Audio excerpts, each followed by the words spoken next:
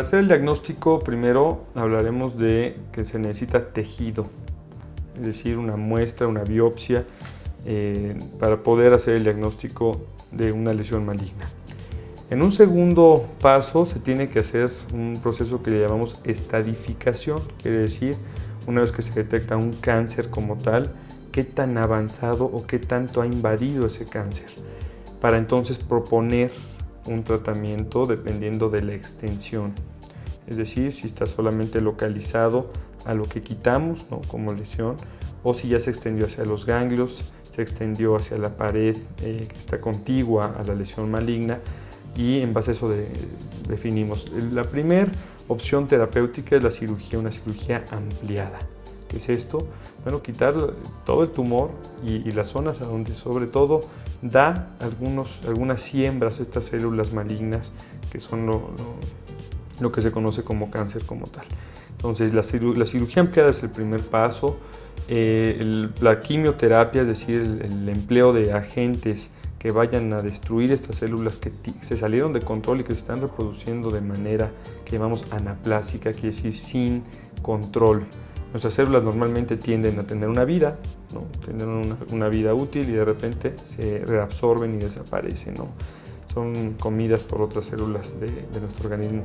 Y las células las células que están dentro de un tumor maligno, o que forman un tumor maligno, son células que salieron de control.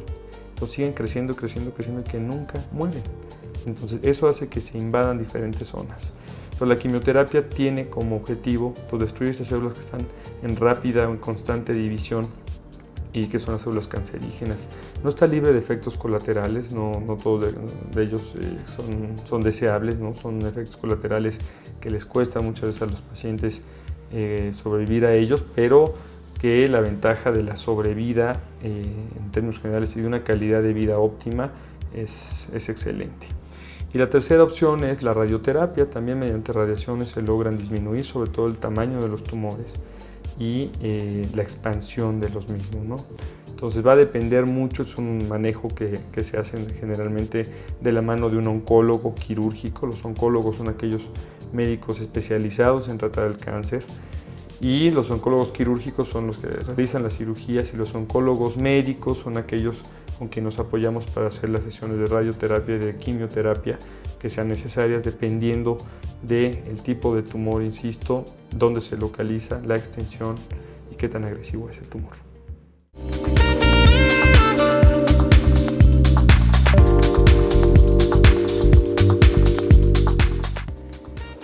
Sí se considera curable cuando, dependiendo del tipo de tejido que ataque, y sobre todo cuando lo detectamos a tiempo. Voy a poner un ejemplo. ¿El cáncer del cuello del útero es curable? Sí. En una etapa mínimamente invasiva se cura 100% mediante una cirugía. Entonces, para contestar la pregunta, si estamos en ese plan de curabilidad quiere decir erradicar la enfermedad, y se erradica por completo. Si hablamos de cáncer de mama, es difícil llegar a la curabilidad.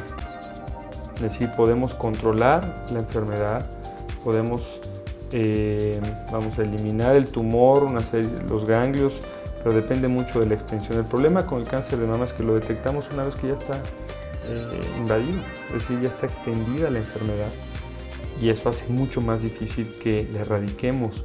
Igual con el cáncer de ovario, cuando el mensaje con el que nos debemos de quedar en la cabeza es que cuando el tumor se encuentra, entre más pequeño está el tumor, entre menos avanzado y más localizado a una sola parte del órgano afectado, es decir, que entre más pequeño lo detectemos, entre más pronto, la posibilidad de que sea curable es enorme.